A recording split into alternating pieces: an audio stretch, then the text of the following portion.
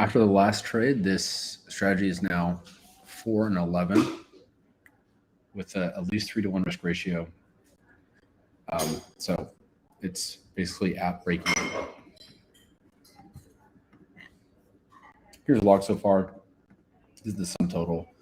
This is like almost no money in the strategy just to test it out at the beginning. So it's at a profit of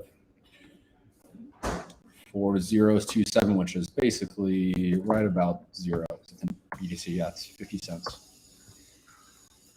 The last trade went really quickly.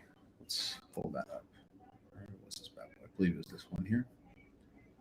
Yeah, so here we're trading as this false break, which is described here. This is one of the 3 strategies to take false breaks we're focusing on. False break is you have a support or resistance that's continually hit, and then if a candle pierces that resistance, in this case resistance, then you create a conditional market entry order going short, so that any retail traders that are going long, if it comes back down, their stop losses are hit, and their stop losses are hit about the same time that you're entering, going short. The downside is you don't have great execution because you're going short when other people are closing their stops. But it seems to be an effective strategy, especially on retail-heavy instruments like Bitcoin. So the easiest one is a simple false break. You have the support here, and then you just have a piercing with the wick, 2-candle false break, which is what we just saw. You have these nice twin towers, and that comes back down. So this is like an example here is, a strong quant algorithm maybe say something like, after 3 confirming touches, if we have a candle break outside of and close on a 1 hour or 4 hour daily on a long time frame, then take some kind of trade. So we're trading against that. That's what happened here. That's what happened in our trade as well. We had this. This is the previous trade we had. A creating candle, confirming, false break, confirming, and this big false break here is what we took short. This is a 3-to-1 risk ratio.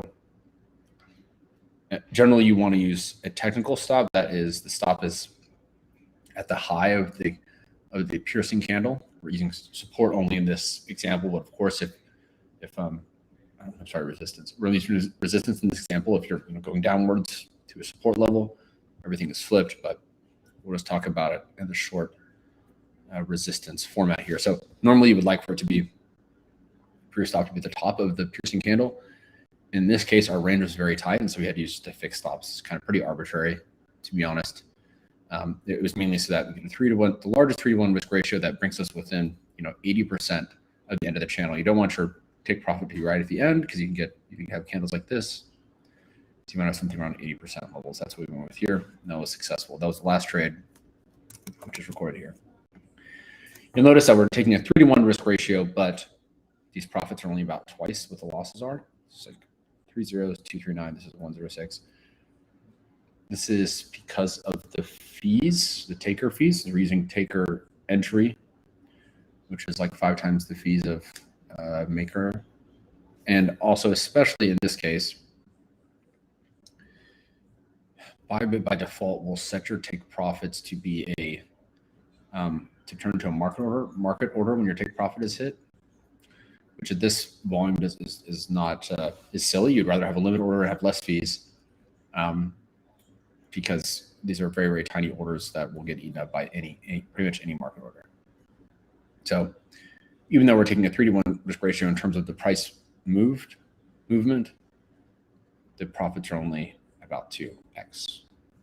So even though if we're 4-11, if we had a perfect 3-to-1 risk ratio, then we should have like 12 profit units, 4 times 3, and 11 loss units. So it should be more in profit than it is, but fees eat up that difference. Okay, so kind of the first step for us is to mark the daily 4-hour and 1-hour levels, nothing at a smaller level, and then see if there's anything tradable there. So we just had this gigantic break, and there's just not going to be high volatility. There's not going to be any kind of consolidating levels really. So there's not really anything for us to trade here. We have this strong daily. What was nice to see was, yes, with this daily level. So we kind of created here, touched here, touched here, touched here, touched here. So this is a very strong daily level. This would have been a good candidate for kind of a breakout, which is what we saw here, which is sort of like, okay, if we get a piercing this level, then get going short, could have had a great profit here, but that's not what we're focusing on at the moment. That level is highly likely to become a resistance. It was previously a support, and it's highly likely to become a resistance. So it's a good candidate for kind of a false break trade. Right now, we're not anywhere close to there, but I did set an alert to notify me whenever that happens. So this is the level again, and if we get when it hits this level, then I'll get an alert and I can set up this false break short trade. So daily, there's nothing there. 4 hour, also nothing there. Maybe something down on this level, actually. So we get 1 hour, probably also nothing there. It's just very volatile at the moment. Let's go ahead and mark this 4 hour, actually.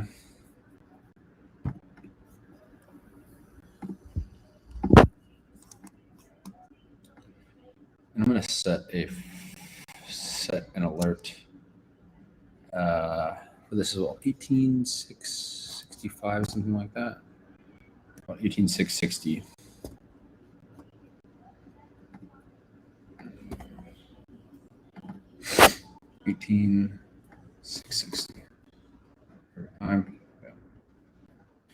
Oh, no trades to take right now because there's nothing anywhere near breaking. But if we pierce this level, we're going to try to take it short.